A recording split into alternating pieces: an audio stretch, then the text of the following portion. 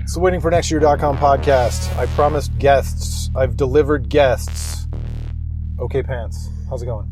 Had to go straight top shelf. How are you, Craig? I'm doing well. It's a strange week. Everybody feels like they need to be on the record about Kobe Bryant.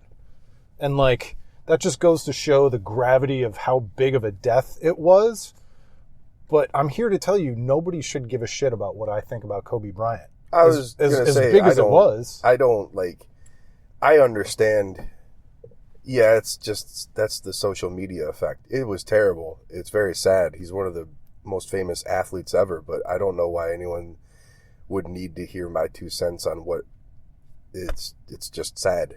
There was an episode of The Verge, or they did some reporting on social media and how people respond to death. And it was so illuminating to me that I stopped, unless I'm really, truly, personally affected by somebody, I don't even, the world doesn't need my rip tweet. It's a fine art to not make a celebrity's death about you. Yeah.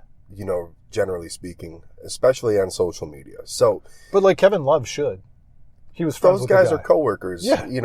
I totally 100% understand why, athletes around the world, it's a very elite country club they all belong to, but for a fucking 40-year-old graphic artist in Cleveland, no one needs to hear my opinion about it. And I don't have an opinion. It's just sad. Yeah. Well, and I thought it was kind of grotesque how, I don't know if you saw this, but the TV cameras and ESPN were basically trained on Larry Nance Jr. during his first game back, and he had to go to the locker room to compose himself, and he was crying. And I know all this because they chopped up the clips and shared it.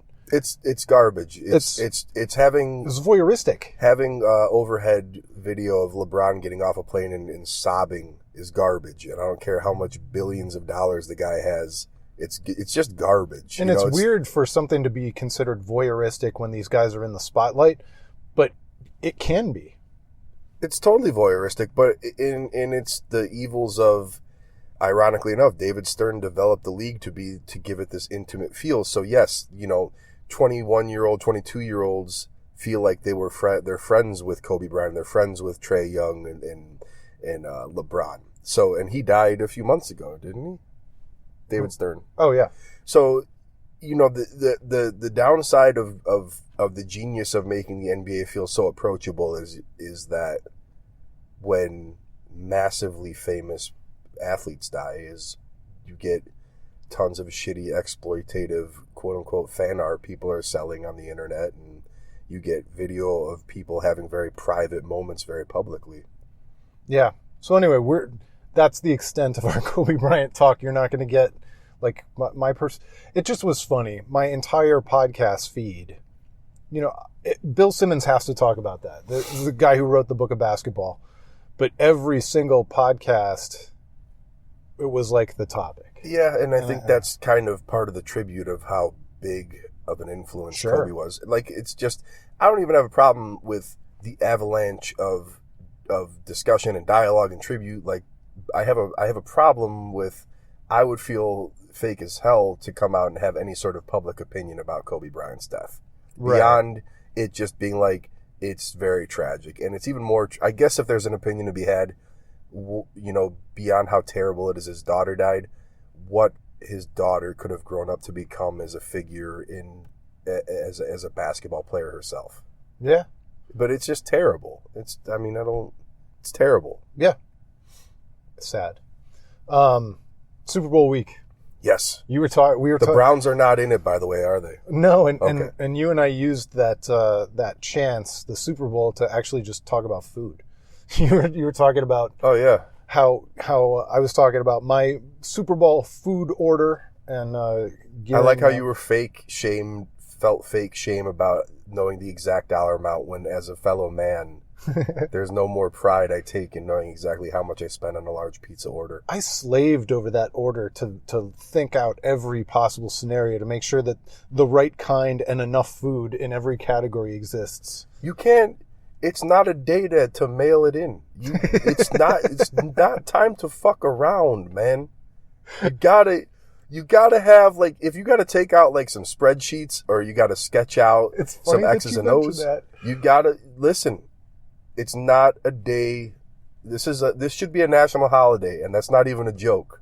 This or the day after the Super Bowl should really be a national holiday. So I didn't even tell you this. I went on the website of the pizza place that I was going to. I looked up their catering menu, and I started putting it in a Google spreadsheet, and including the prices and the totals, because I'm a spreadsheet nerd. And I absolve you, by the way, for not going to Ohio Pie Co. Yeah, paid promotion. Sorry, it's a little bit far. It's fair. It's a day for forgiveness for everybody. So I printed this spreadsheet, and I also attached my business card because it's got my cell phone number on it. And I walked into the pizza shop. I was wearing, I have a jacket that says Lindell Insurance on it. Mm-hmm. And I walked in, and there was a customer in front of me, so I'm standing there, and the owner, she's just eyeing me. She's like, oh no, here comes a sales pitch. I know it. And I step up to the counter, and she's like, what can I do for you? I'm like, well, I have this order, I'm having a big Super Bowl party. She's like, oh, I thought you were going to try and sell me insurance. I was like, well, yeah, I'd like to, but not today. No, I'm just going to. More pressing affairs. But she was relieved, and then she saw my spreadsheet. She was like, oh, I've never had anybody do this before. I could tell you that people in the food industry and the service industry, there's nothing they respect or appreciate more than an organized order that is placed in an adult way, respectfully. Over a week ahead of time. I'm sure, did you stare them in the eyes and go, if there's any problems or any issues, any questions at all, you were to call me. You don't want, because if you fuck up Super Bowl food, if you fuck up the spread, people are never going to, they're never going to stop talking about it. No. It's Scott Norwood wide right of pizza, man. You're just going to have to live with it forever. I don't want that for you. You're a good man. Thank you. I appreciate that. So give me the inside baseball, inside football. How much extra supply does a restaurant owner put together for Super Bowl weekend? I mean, I'm more in the marketing office than I am in the kitchen, but it is literally one of the top 3 busiest days of the year for pizza shops. For ours specifically, we opened up, I believe, the week after the Super Bowl, so we haven't actually gotten through one, but it's Halloween, it's the Super Bowl, and I believe it's the week of Christmas. I totally forgot about Halloween. Yep, that is a big one. Halloween is massive, and Super Bowl we've doubled down on our staff. We're ready because it's the biggest pizza day of the year. It might be the number 1 biggest, but I'll say definitely top 3. Well, and this is more in your realm as marketing person, marketing guru, whatever you want to call yourself.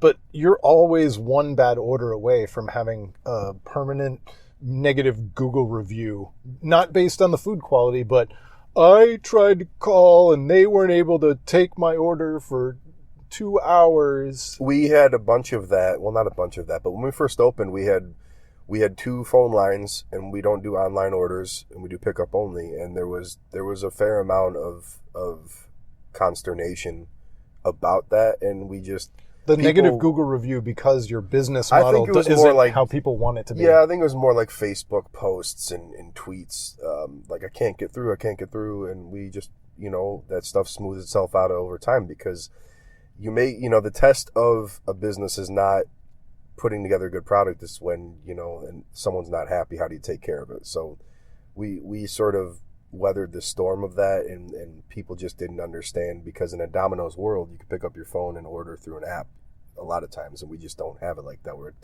We're a pop and pop shop, right, out in Brunswick. So there's for the amount of pizzas we've pushed out the door, it's inevitable to have 1 or 2 that people that aren't satisfied, and you just got to take care of them, and life goes on. It's interesting though, like my wife will not go to a place that doesn't take credit cards, but the online order thing isn't a necessity. So we all draw our lines in different spots. Mm-hmm. But I run into that in the insurance business too. Like in the Geico world or the Progressive world, where you can do XYZ online, I'm never going to be able to invest $5 million in a website that's going to like take care of my customers. No, but the flip of that is, if you crash your car into a ditch in the middle of Amish country, I can call you on the phone and you literally pick up and take care of it. Try calling Flo on the celly.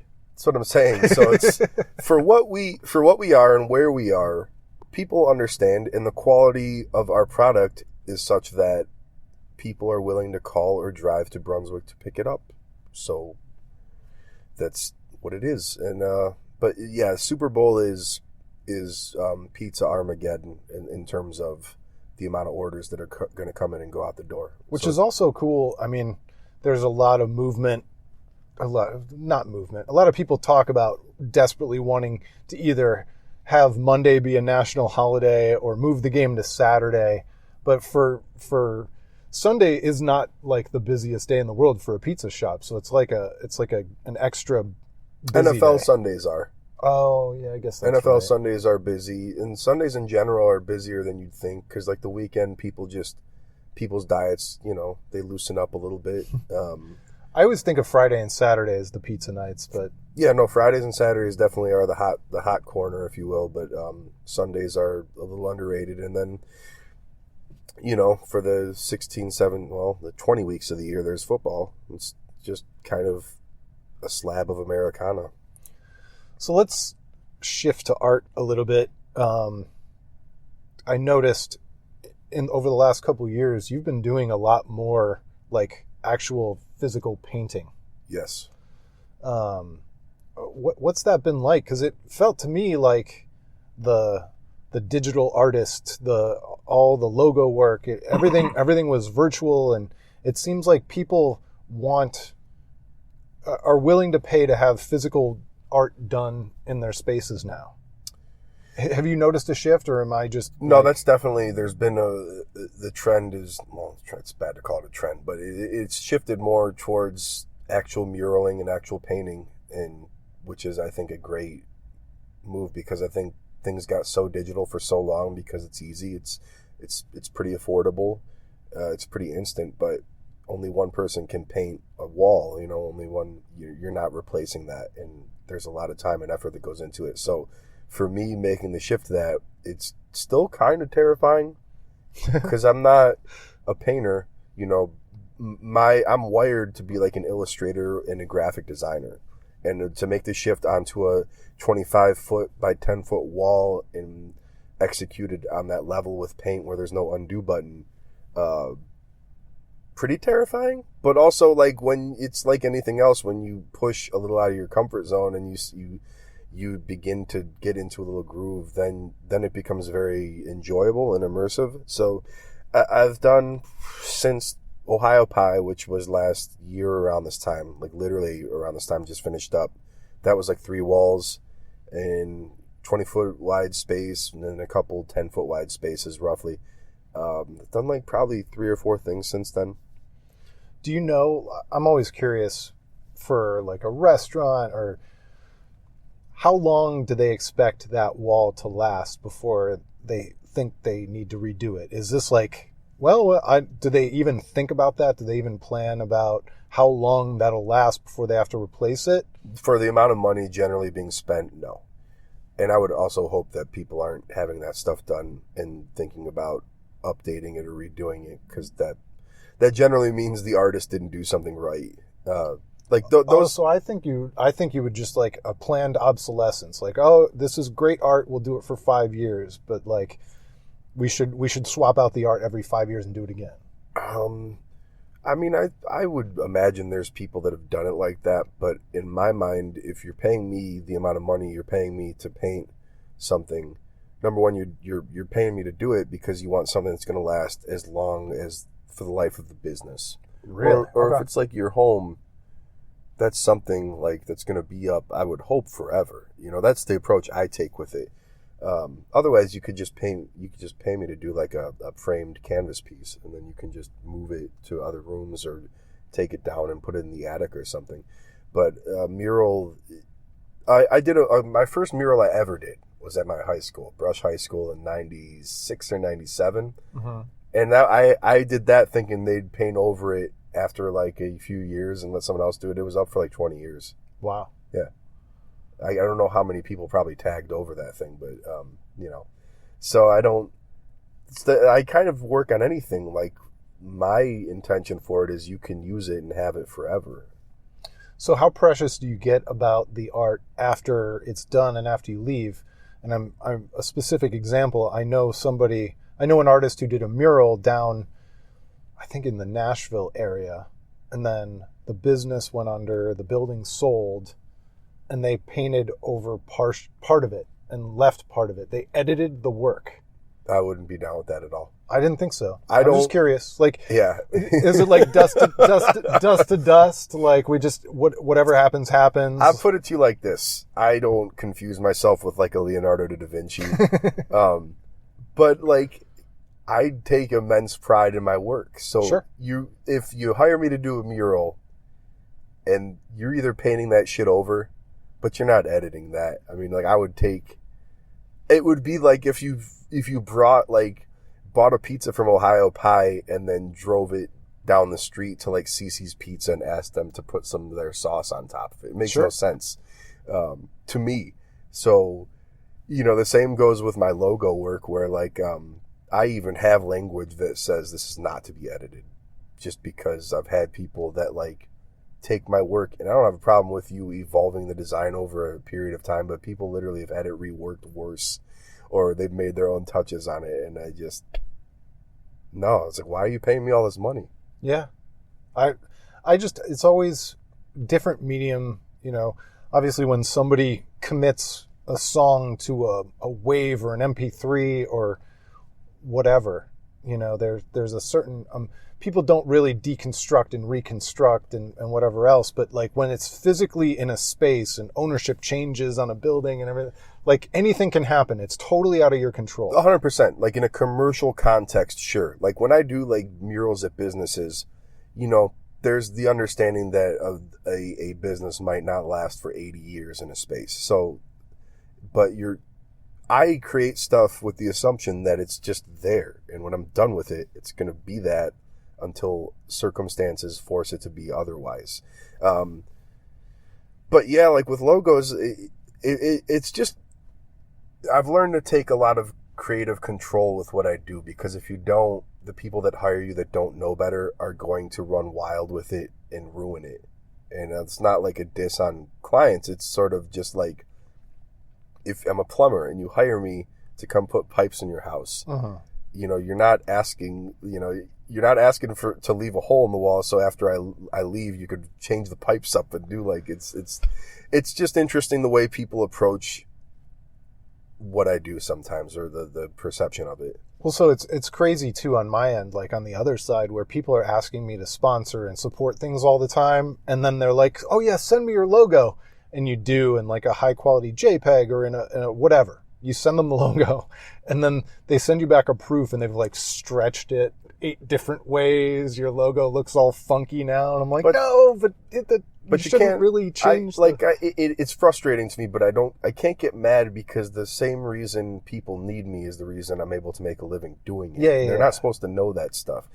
You'd think there'd be common sense across the board about it, but a lot of times people just don't know any better. That was one of the craziest things to me, is like, if you don't understand graphics, but they often have like salespeople or well-meaning volunteers collecting logos to put in pamphlets and not pamphlets, like programs and brochures and stuff. And it's like, oh, people come to me all the time and they use the J word, and I know they don't mean it disrespectfully, but when the J word is, oh, we just need a logo. And I'm like, you don't just need this thing that you're intending to use thousands of times until the earth turns to dust. Like, it's like, that's not the way I look at the work. So there's a little bit of educating that has to go on with it. And I don't want to like sound like I'm some super snooty art nerd guy, because that's just not how I operate. It's just like, I need you to understand what you're investing in here. Well, and ultimately you can go on various websites and you have a logo generator, and you're not competing with that. No. If somebody wants to do that, they're not your client. Right, and I certainly don't endorse those sites. But it's also just not. It's not the world I live in. It's a different thing. I built okpants because only one person can do what I do, and that's me. That's kind of like always been the philosophy of what I do. So, and in turn, like my work isn't for every client or every person. So, that's the dice I rolled on what I do. Yeah. Also, not to side note, I don't know if you're going to get there. I'm really happy we're not spending this time talking about the Browns, which is what I thought was going to be going on. So yeah, well, very refreshing. But again, much like Kobe Bryant, I like to talk about the Browns, but not like if we actually. What do you think about Kevin Stefanski and Andrew Berry? And you'd be like, all right, well, I like the style of offense he runs, and Andrew Berry, he was partially responsible for 1-31, so we'll just have to see what he does, and like. There's no original thought to be had around these topics right now, other than, well, we'll see. At the age of 40, I finally arrived there where I'm like, I can't do it anymore. No. This team has not earned my optimism. It has not earned any sort of goodwill at this point. The older I get, the less I care about anything. Like we used to, I always tell people, we used to cover training camp. And I was like breathless watching everything and looking for meaning in everything that happened. Training camp is meaningless. It took me a while, but I realized training camp is meaningless. Then we watched Hard Knocks, and I think the rest of the Browns fan base also realizes that training camp is meaningless because by the end of that season, Hugh Jackson and what's-his-face were fired. Todd Haley were fired. Greg Williams was the interim coach. Freddie Kitchens ends up becoming the head coach. He gets fired after, like, none of it matters. None of it matters. And so I'll see what the Browns do in their first game of the season next year. I took it always as a lifelong test to be positive and be optimistic, but then I think it was after, like, Dorsey got axed, I was like, I have a charmed life. I have a great life. Yeah. Every aspect of my life is happy and good and makes me feel good, except for this little one corner of, yeah. And I was like, so you know what? I don't have a punk band right now. I don't perform right now. So the little bile and hatred I have in my soul, this is what this team has earned from me. Like, that's it. Yeah. And it's like, call me when you're in the playoffs. Yeah. And this is not, I used to be you, so I'm not making fun of you, but the people who are getting excited for Stefanski and Andrew Berry right now, like, there is a version of this thing where Jimmy Haslam says, all right, well, we made the wrong coach hire, but we're gonna learn from our mistakes and we're gonna keep Dorsey and everything else in place. And that's what a grown-up does. They don't, like, the Browns are still amputating the arm every time it's broken. And you just... They're trying to add a third arm. So don't get excited now until you figure out if he's going to allow anybody to survive a mistake. Because it's like maybe Stefanski's the next Belichick. You'll never know. You might never know. You'll never, like, it's like, I don't believe that 4 to 6 of the 900 quarterbacks we've had in the last 20 years wouldn't turn out to be Pro Bowl level quarterbacks. You didn't know because you didn't give him a chance and you didn't let him. You just don't know. So I don't know. Maybe Rob Chudzinski was the next Bill Belichick. I'm also reticent to talk shit because if I find out like Jimmy Haslam doles out illustrator and art director contracts like he doles out coaching contracts, I would want one of those. Yeah, I think about that a lot. Like, I own a local business, and I would never be beholden to one single client. But the amount of trash I've talked about certain people who own certain teams and front offices, and like, I'm sure that my world could interact with those people, and I've basically eliminated any chance of having a good relationship with those people. The only thing that organization, and when we talk about the team, we're talking about the ownership. We're not even talking about the players anymore, or even the coaches. But the only thing that organization has going for them is the game day graphics and the promotional graphics. They're very sharp. They deserve. I want to like extend my accolades to the graphics department at the Browns. And the Browns social media team is amazing now. Yeah. But that again, this is what we're left to like. And I won't dox them, but they're good people. They're all great people. Like it's like these are the scraps you're left to look at, like you're left to sort of try to enjoy out of what it's supposed to be a fun fan experience. And I don't know. I'm sorry for segueing into this black hole, but no. I think it's good. I think if we didn't get there, people might be upset with us, and I think our perspective on it's a little bit different than like all the other people who are talking about Stefanski and Barry. I know people would probably love to hear another 40 minutes about vector graphics, but no, it's like this team literally has not done anything to make anyone happy. No, since the 90s. No. And again, like it's just 2 years ago we sat in your car. It was not a Tesla at the time, but I don't want to dox you.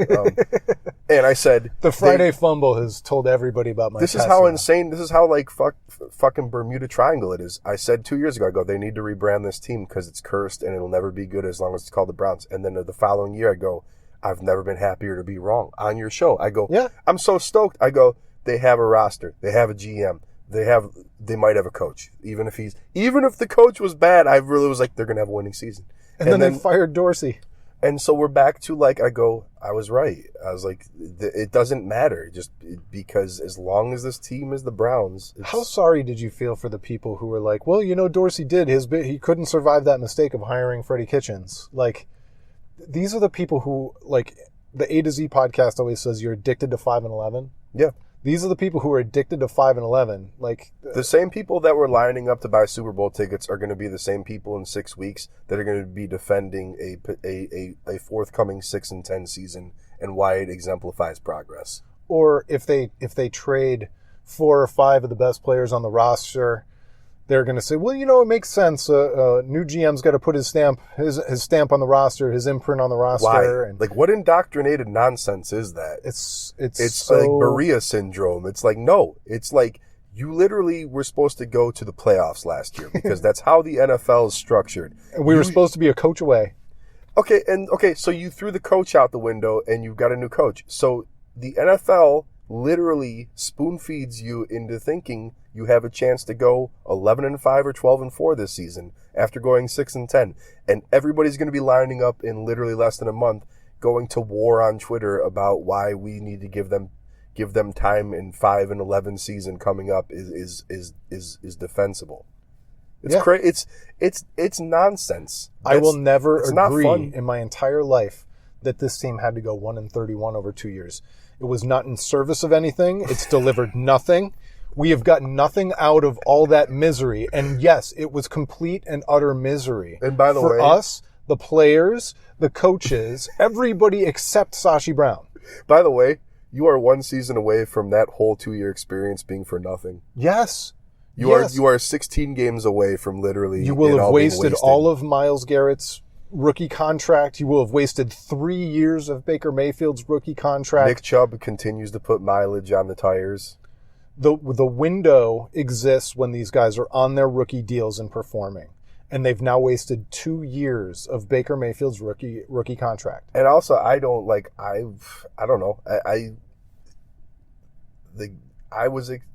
know. It's really like, I feel bad because all these players on other teams right now like would probably be on like Media Row down in Miami, or they would be,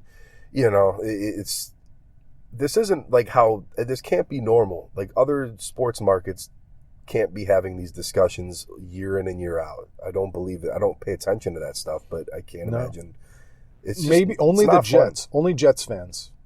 Yeah. There are only like 2 or 3 fan bases. It's like the Browns, the Jets, and maybe the Dolphins. It's the I don't know if Berea syndrome is a term that gets thrown around, but it's literally they're so bad they make you forget that the Cavs and the Indians went to a combined 6 or 7 championships in the last decade.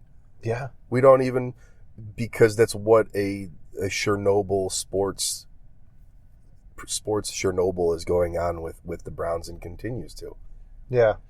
But I get tired of all that infighting too. The Indians fans going and because the Indians are better run than the Browns, that's somehow a defense of the Indians? No, if you like a team, you root for their team. I don't get like... There's so much... We're all fans of all of them, kind of. I'm not... I don't fall for... I feel like Clevelanders especially, you're like bullied into having to root your dick off for a sports team or you're not a real Clevelander. And it's a myth. I've been here for 40 years. I'm just as much of a Clevelander, and I don't pay any attention to the Indians. And I kind of... You will celebrate the Cleveland Crunches championship or you suck. It's just like sports fandom, I get it, is rooted in nonsense, and it always needs to be for it to be any level of fun. And I'm not here to like dissect the psychology behind it, but it's like, you don't get a ring if and when the Browns ever go to the Super Bowl. You get a parade and you get to see the Browns win the Super Bowl. That's a funny thought, isn't it? Yeah, it is. So I don't know. 13-3. Let's mark it down. Let's chisel it into the side of First Energy Stadium. You and me barking at training camp. Oh, dude, it's a sickness, man, because I guarantee you in 2 months I'll be like, well, some of these, Odell's still here, Nick Chubb's still here, and it's like me and my dad will be sitting there. No, you're gonna be saying they couldn't win any games with Odell. The fact that they traded him is not a problem. And then when they trade down in the draft, you can be like, well, more draft picks, it increases your odds. It's like, it's crazy. Berea syndrome. Crazy. Berea syndrome is real. It's insane. And I get it. What are you going to do? You just because being a negative Nancy would have been a higher win percentage or loss percentage over the last 10 years, it doesn't make it fun. No, there's nothing, like, again, I'll go back to, like, let's go back to 95, the first year the Browns weren't here. 25 years of unfun football. And literally, you're resorting to having to figure out who the VP of scouting is and who the accounts payable manager is of the Browns to have anything to talk about. We have the biggest celebrity on the earth as your wide receiver, and we're still talking about this shit. Yeah. There's nothing fair about sports to a fan, but it's just, I don't know. Stipe's champ. God, we don't talk enough about that. I do. I get it. You're right. Yeah, I get it. It's not like one of the big three sports, but he's provided two of the most incredible sports memories of my life. Yeah, same. But I'm also an MMA fan, and so I like when he defended the championship in Cleveland. When he did that is on top. That was defense, right? Yeah, that was an all-time Brazil. Great UFC moment. Period. That was an all-time great Cleveland sports moment for me personally. And then 100%. When he won it back, I was out with friends at a Buffalo Wild Wings, and the electricity in that moment, I get chills just thinking about it. So you're right. He doesn't get his due. He got Athlete of the Year from the Greater Cleveland Sports Commission, and it still doesn't get him his due. It only made the rounds because he was taking pictures with Kevin Stefanski, who hasn't had a fucking practice. It's ridiculous. No, the Stipe, I want to focus on... And because he took Myles Garrett to the Conor McGregor fight. Right. I want to focus on the positives here for a second. Yeah. Stipe winning that belt, going down to Brazil, knocking out the champ in Brazil in front of 50,000 Brazilians. He looked like a little kid on Christmas. I believe he knew he could win that fight, but when he actually reacted to knocking him out, you were like, that dude just is in disbelief that he just did that shit. And then I was in the crowd when he defended in Cleveland, and I've seen LeBron play live a dozen times. That was as wild a sports thing I've ever seen anywhere for anything. And, the build-up and the stakes and just knowing that he's one punch away from losing it all. Yeah, Overeem put him on his ass, and then the entire place, like, you could feel the silence wash over the place like, well, we've seen this before, and then he somehow, the guy is just a freak. He's a freak athlete. To come back against all odds because the UFC didn't want to give him a shot against... Cormier. Ngannou. No, Ngannou, he was the champ when he just won it back this year. Oh, against DC? Yeah. Daniel. When he won it back against DC, he was losing. He'd lost the first 3 rounds, and he finally, you're not supposed to win that fight. You're not supposed to win fights where you lost the first 2 rounds, maybe 3 rounds. I mean, I said Ngannou because he was set up to fight Ngannou to lose that fight, Yeah, he was. Too. But no, the DC fight, because DC is like an all-time beloved and globally beloved MMA guy. You know, he was sort of, everybody wanted to see DC win there, and then Stipe started going to the body, and that was that. But he was getting his butt kicked. Yeah. He was losing on the scorecard. He had no business winning that fight based on most, fights we've ever watched before. Sure, yeah. And he smashed through the wall. Yeah, no, he figured it out too. I mean, he also, he kind of just didn't look like he knew. He didn't have it just was like a weird fight because it's like, you see teams come out flat in games and they're kind of getting pounded. And then you make some adjustments. And he came out and he started going to the body, and DC didn't have any answer for that. And that was a wrap. And then he did his the liver river didn't dance. have an answer for that. No one's liver ever does, man. Oh, liver punch. Yeah, I don't ever want to know how bad that feels from anybody, let alone Stipe's lunchbox hands, man. Forget about it. Have you met him before? Yep. I shook hands with that guy. You cannot explain to people the size of those paws. Well, here's the other thing. He's a beast of a man. He's 6'4", but he's not built like a bodybuilder guy. He's just a big dude. So I met him and we've also met the 6'4" guy who's kind of lerpy. No, he just looks like he's in proportion for a 6'4". He just looks like he was put on this earth to be a freak athlete. And so I met him and at my gym, and I asked him if he'd do a stupid little Instagram video of me where I tried to touch his belt. I was like, I just want to touch it with my finger. And when I touch it, I was just sort of smack my hand away, forgetting that I was asking the heavyweight champ of the world. So we're doing this dumb video, and I look like me, and he looks like him. It looks like the movie Twins with Arnold and Danny DeVito. And you're not a small dude. I'm 5'11" and a half on a good day. So, but yeah. So I go to touch it, and I feel electricity run from my finger all the way up my arm, and every nerve. Because he's funny. He's got comedy chops and stuff. Oh yeah. So he just smacks it, and it happens so fast. I was like, oh. I was like, yeah, this dude balls that up and hits dudes his size or bigger in the face all the time in front of thousands of people. But very nice dude, very funny guy. We talked about Arby's for a minute, which made my life. Yeah, so one of the times I met him was he was just rising the ranks in the UFC, and this is when Champs, the restaurant, was still open. Mm-hmm. With 2 Ps. Yeah. Was it 2 Ps? Yeah, it was 2 Ps. I don't know why I remember that, but yes. Because Champs Sporting Goods had the 1 P. They had the lockdown. God, Champs the Sporting extra Goods. P makes it extra good. And he did, at least at that time, he wasn't drinking any alcohol, but he housed 4 iced teas and an entire plate of nachos because, the heavyweight champ works out so much, it doesn't matter what he eats.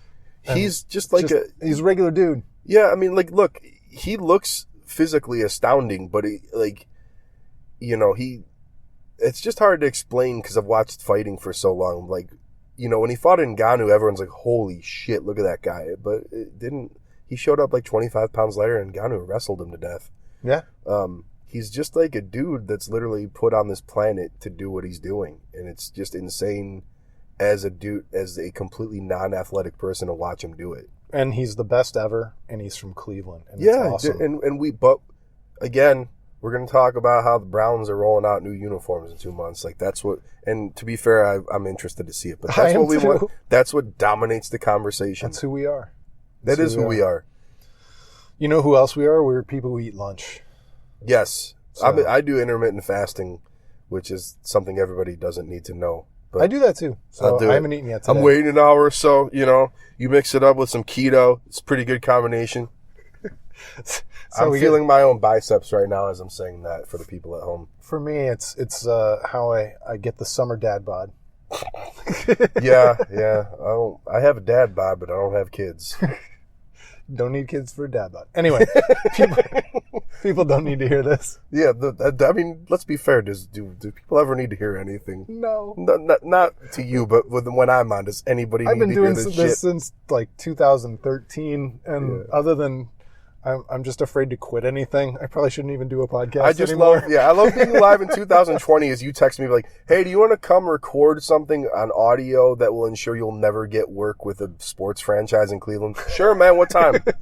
Career suicide? Yeah, man. All right. Yeah, I don't know. I've talked enough shit as it is, but yeah. Anyways, okpants.com if you're any pro sports franchise that wants to rebrand your team, because that happens all the time. And you should be following OK Pants on Instagram just on the rare occasion that he brings back Kitchen Thoughts. I did it a week or two ago. I know. Sorry.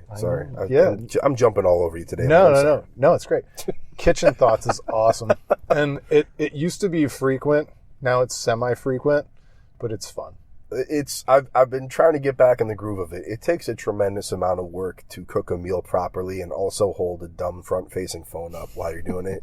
But I love doing it. But it would be wrong if you hired a camera person to help. A little inside baseball. My brother set up a shoot at my house, and we did like a traditional shoot. And like, I told him the whole time, I go, it doesn't have the same charm as when I just do it alone when I'm bored and lonely by myself on my phone. And we shot it all, and he goes, he's like, you might be right. Because there's sometimes, like, it's the little things, like the regrip of the phone in the middle of a shot. It's not about the food. It's like a weird art film. Like, it's like just a dumb, and it's weird art film. It's kind of a different character, too. It's like pro wrestling where it's me, but it's just like an amplified component of me. I don't know, like, I don't have a better explanation for it beyond, like, people, I'm not saying this to like gloss myself up. People love it. Yeah. So like I did it at first out of boredom and loneliness when I was an extremely single person. And I think it resonated with a lot of people. And now I've had a girlfriend for like well over a year. So I'm hoping that I'm hoping that didn't take away from the magic of Kitchen Thoughts. But I think we should make that a part of the origin story. Kitchen Thoughts got you the girlfriend. Even if it's not true, I'm going to say it. Kitchen Thoughts got me, I dated a couple of people because of Kitchen Thoughts. And then the one person I was dating one time just asked me why I wasn't doing Kitchen Thoughts anymore. And I told her because I was no longer bored and lonely. And when the Kitchen Thoughts went away, she went away too. Which sounds way sadder than I meant for it to sound, but still funny. It is. It's very funny. It's all funny. Yeah, and that's where we're going to leave you. Thanks for listening to the Waiting for Next Year.com Bye, podcast. Steve Bay. I love you.